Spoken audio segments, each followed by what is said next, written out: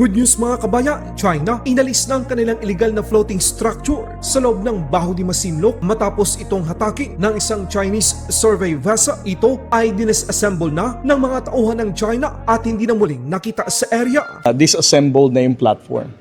And this morning, we confirmed na yung platform na dinisassemble nila yesterday is no longer there in Baho de Masinloc.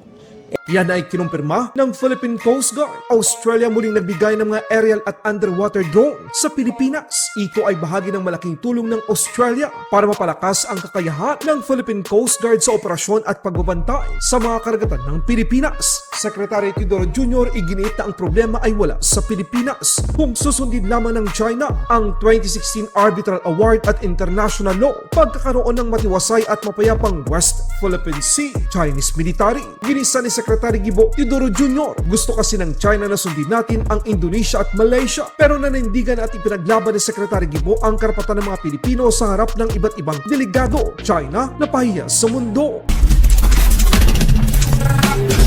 Batay sa pinakabagong Maritime Domain Awareness Patrol at Monitoring na isinagawa ng mga otoridad ng Pilipinas kaninang umaga 17 ng Hunyo taong kasalukuyan, kinumpirma ng National Task Force for the West Philippine Sea ang pag-alis ng illegal Chinese floating platform na masusing binabantayan at sinusubaybayan ng mga otoridad ng Pilipinas sa loob ng lagoon ng Baho de Masinloc. Makikita na ang isang Chinese survey vessel ay binaklas at dala na nito ang mga bahagi ng floating platform. Salamat sa mga bansang nakiisa sa Pilipinas sa maling hakbang at tangkang iligal na pananakop ng China. Ang pag-alis ng floating platform na ito sa loob ng Baho de Masinloc ay patunay na ito ay hindi pagmamay-ari ng China. Ang Baho de Masinloc ay mahalagang bahagi ng teritoryo ng Pilipinas. Ito ay para sa mga Pilipino, hindi sa Chino. Disassembled na yung platform.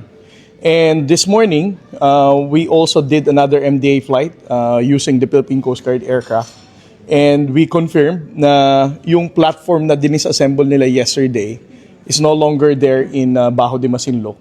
And the Chinese research vessel na nagtutow nung platform na yun for so many days already, wala na rin sa Baho de Masinloc last Monday. So as we speak right now, wala nang platform tayong makikita sa Baho de Masinloc. Sana padala tayo ng Chinese Embassy kasi sabi nila, mission complete na raw yung marine scientific research na ginawa nila. No? And kung ang ginawa talaga nila is for the conservation or preservation ng environment and for the benefit of the world, it would be a good idea for the Chinese Embassy to share with us yung mga data na nakuha nila sa paggawa ng illegal MSR sa Baho de Masinloc. Secretary Teodoro Jr. iginiit na ang problema ay wala sa Pilipinas kung susundin lamang ng China ang 2016 Arbitral Award at International Law, pagkakaroon ng matiwasay at mapayapang West Philippine Sea. Do you see any space at all for de-escalation with China in the West Philippine Sea, or do you think the Philippines is now in a long-term managed confrontation? Well, the de-escalation, there is a lot of space for it if China does behave in a manner which is consistent with being a citizen of the world and some country which does what it claims to uphold international law. What it is doing is contrary to all norms of international law. It is the assertion of brute size and power, and it doesn't only do it to us. It does it to Japan, and it does it to other countries. So it is up to China. They are the ones who are misbehaving. They are the ones who are claiming territory which they have no right whatsoever under international law, as stated by the Arbitral Award. And so, it is up to them. China, walang kawala sa katalinuhan at katapangan ni Department of National Defense Secretary Gibo Teodoro Jr. Gusto ng Chinese military na tularan ng Pilipinas ang Indonesia at Malaysia. Nanindigan si Department of National Defense Gibo Teodoro Jr. sa harap ng iba't ibang delegado ng iba't ibang bansa na hindi ito yuyoko sa pang-aapi at pananakop ng China sa West Philippine Sea. Militar ng China napahiya.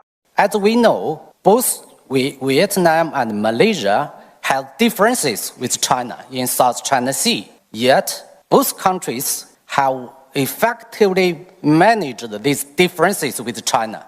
Why can't the Philippines do the same? Or does the Philippines intend to act as a proxy for external powers? To our Chinese interlocutors And thank you for the propaganda spills disguised as questions. Deng Xiaoping told the UN General Assembly that China is not a superpower, nor will she ever seek to be one, unquote.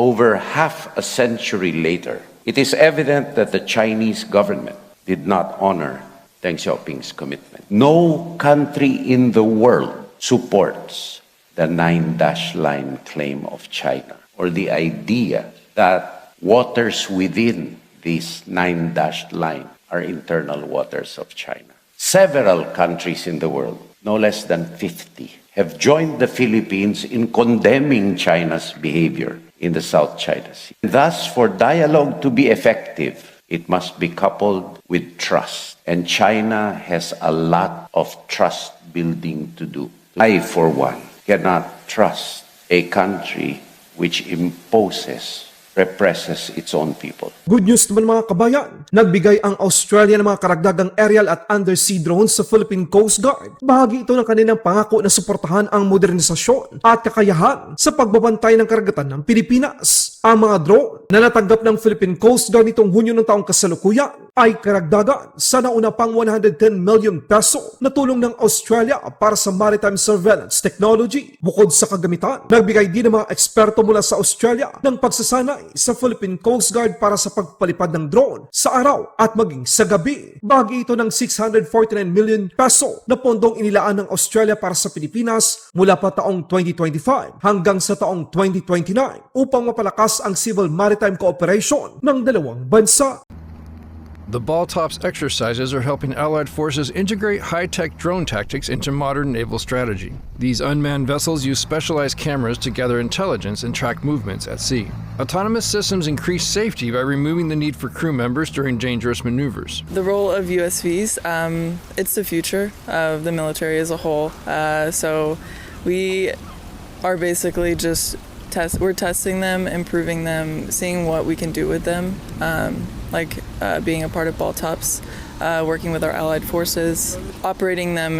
I mean, they're unmanned vessels, so as a whole, you're not putting anyone's lives at risk. U.S. Navy personnel are evaluating the vessels to improve future unmanned combat capabilities. Here in Baltops, we've been using them as a attack platform, so an opposing force on the NATO ships to allow them the opportunity to get close to USVs, practice how they want to respond to them, and so that has been their primary use here for Baltops. The deployment emphasizes NATO's shift toward unmanned solutions to protect strategic maritime corridors as Allied forces work to synchronize their drone tactics. Laban Pinas.